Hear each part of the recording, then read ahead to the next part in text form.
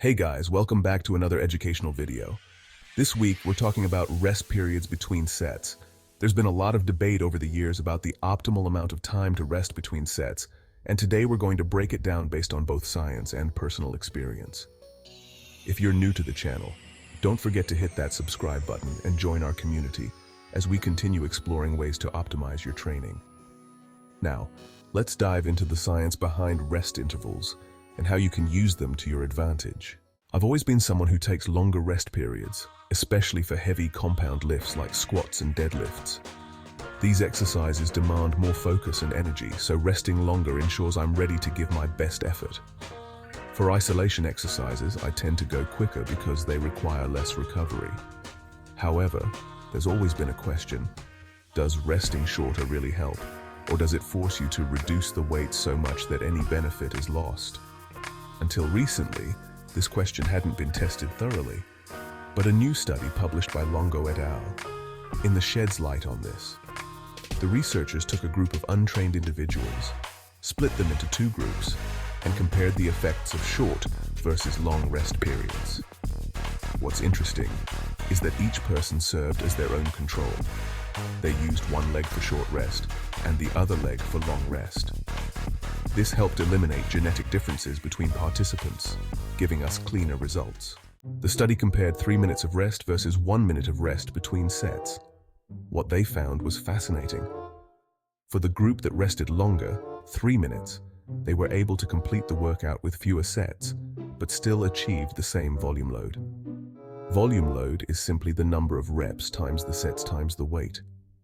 The group with short rest periods had to perform about 50% more sets to match the volume load of the longer rest group. In practical terms, the longer rest group did fewer sets but still achieved the same overall workload. As a result, they gained more muscle compared to those doing fewer sets with shorter rest periods. What this study emphasizes is that volume load, the total amount of work done, is the dominant factor in muscle hypertrophy. Rest periods play a crucial role in ensuring you can sustain performance across your sets. If you want to use shorter rest times, you'll need to do more sets to achieve the same anabolic response. Practical recommendations. Now let's get into what all this means for you in the gym. Here are some practical takeaways from this study and how you can apply them. For heavy, demanding exercises like squats and deadlifts, aim for 3 to 5 minutes of rest between sets to maximize performance. For less taxing movements like bicep curls, 1 to 2 minutes of rest is usually enough. If you're pressed for time but still want to maintain intensity, a great strategy is to alternate between opposing muscle groups, like pairing a bench press with a row.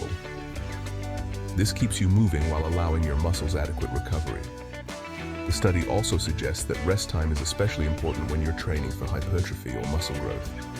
If you're able to take longer rests, you can hit each set with full intensity and lift heavier weights, which results in greater muscle gains over time. What if you're short on time? I get this question a lot. What if I don't have time for long rest periods?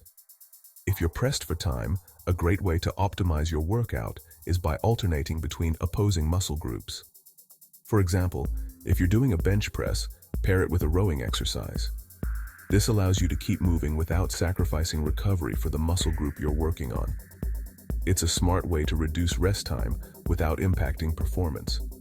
But if you have the time, I recommend resting as long as necessary, especially for compound lifts like squats and deadlifts, to feel refreshed and ready to tackle the next set with maximum intensity. For isolation exercises, you can afford shorter rests, but make sure it's enough to maintain proper form and effort. Conclusion. And that's the breakdown on rest periods. If you have the time, resting longer allows you to lift heavier and maintain performance, which in turn leads to better gains in muscle mass. But if you're short on time, incorporating strategies like alternating muscle groups can keep your workouts efficient without sacrificing results. If you enjoyed this video, give it a thumbs up, and don't forget to subscribe for more in-depth fitness content. Watch our previous video. Unlock 3% more muscle growth with this simple hack. We discussed lifting tempo. How fast or slow should you be lifting to maximize muscle growth? And I'll catch you in the next one. Thanks for watching. Drop any questions or comments below, and I'll make sure to answer them. Don't forget to like, subscribe, and share this video with anyone who might find it helpful.